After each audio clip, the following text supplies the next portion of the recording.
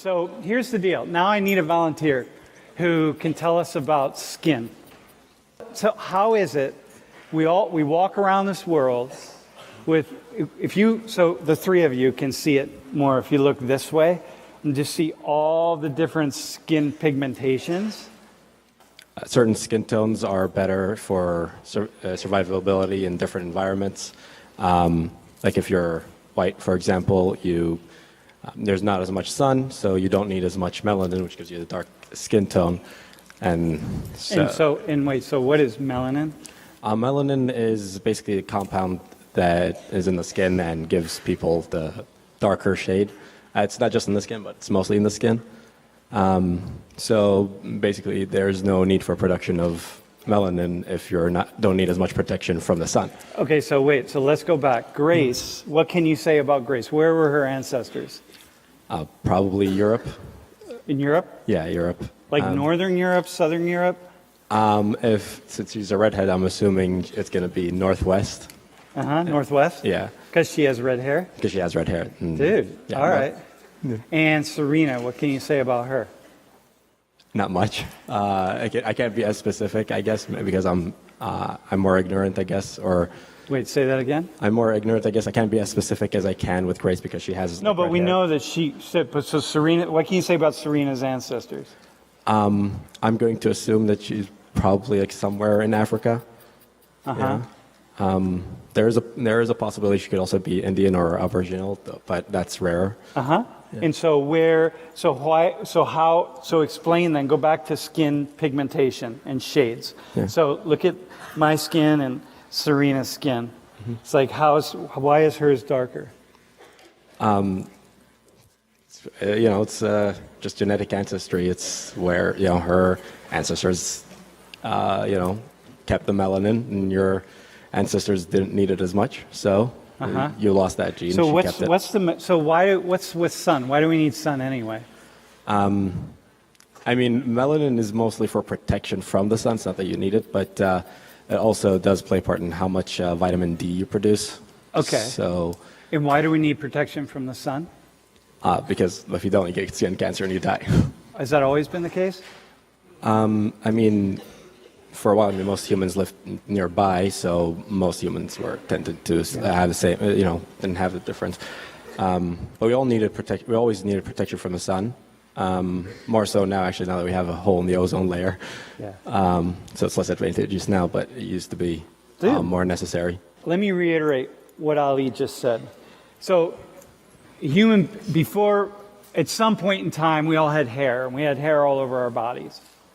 But in order to move from arid climates to warmer climates, it benefits us to lose the hair because hair is really hot. It's like, when those of you who have dogs who have really thick coats of hair, then they do well in a cold climate. They don't do well in a hot climate. And so it's evolutionarily beneficial to start losing your hair. The problem is when we lose our hair, all of us, if we hold our arms out, we're very susceptible to the UV rays of the sun, and we get skin cancer. Skin cancer is not a thing that just happened recently that we're dealing with now. We've always struggled with skin cancer, and all species can get skin cancer. And so what happens is the body has to have some kind of protection because, we don't have hats, right? We don't have clothes, we don't have hats. People aren't able to protect themselves, especially when they're out in really open areas. And so the body adapts. It starts producing certain polymers.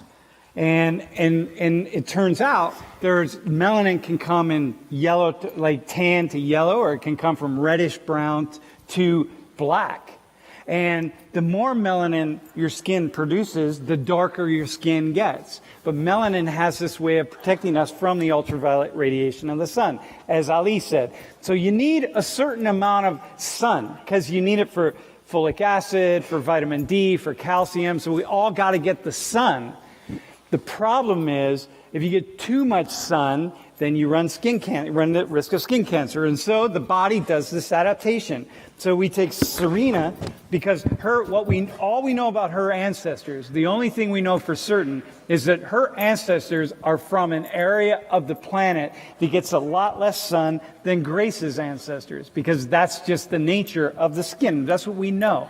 Or then more, and I'm probably somewhere in between, really, because I'm a shade darker than you, and I'm a few shades lighter than you.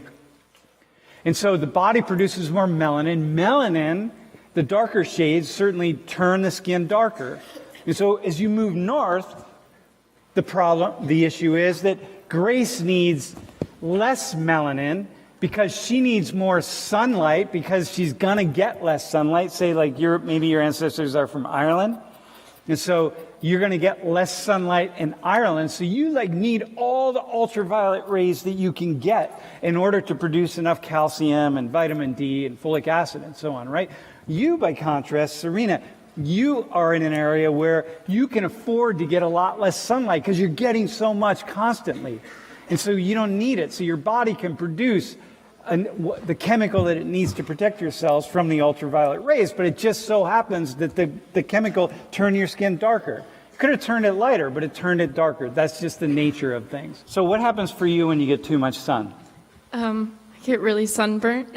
And then what happens? And then I've got sun poisoning often, where I get really sick and tired and fatigued, from just being out in the sun for a couple of hours if it's really hot. And then long term, what's the potential for you? Skin cancer, stuff like that, yeah. Okay. All right. Have you been sunburned, by the way? Never, no. You've never been sunburned? Mm-mm. Uh-huh. I guess I could get darker, a tan or whatever, but not really. I've never gotten sunburnt before. So a few classes ago, we talked about white privilege, or white supremacy. And we can use supremacy with a small s. But this is an example of white supremacy, the fact that you don't immediately say this, right? And I don't mean supremacy oh my God, supremacy, this is the oppression of darker skinned people. I don't mean that. I mean it just in the very subtle ways in which this isn't common knowledge. It's common knowledge. Everyone knows that if Grace gets too much sun, it's dangerous, right? Skin poisoning.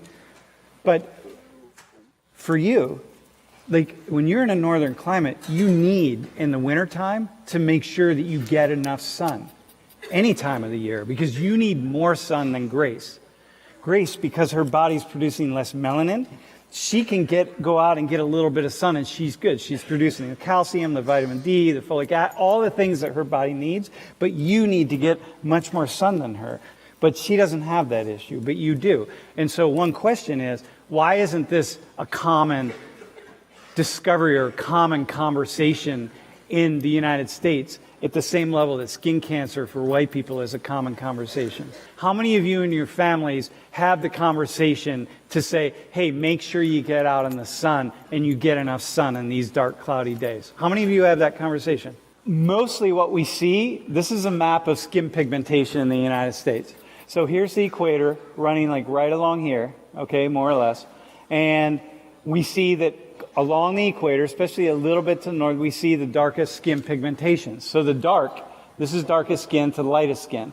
So as people move north, migrate north or migrate south, the bodies that adapt the best are the bodies that produce the least amount of darker melanin, so that their bodies are doing what they need to do in order to be healthy, right? This is why we see in Europe, but look in Southern Europe, we see a little bit darker skin here. And, like in Italy, right? We see all these connections here in Southern Spain. And so this is just kind of the nature of how skin plays itself out. Now, here's the key. So we had this conversation last class about Africa. He said, well, I thought the darker skinned person maybe was from Africa. But look at Africa. This is because we're not thinking about Africa. We only have sort of a unidimensional or a one-dimensional understanding of what Africa is about. Same with Europe, same with the Americas. Lots of different skin pigmentations in Africa. So it's only lots of different ways of being. So we only see one thing.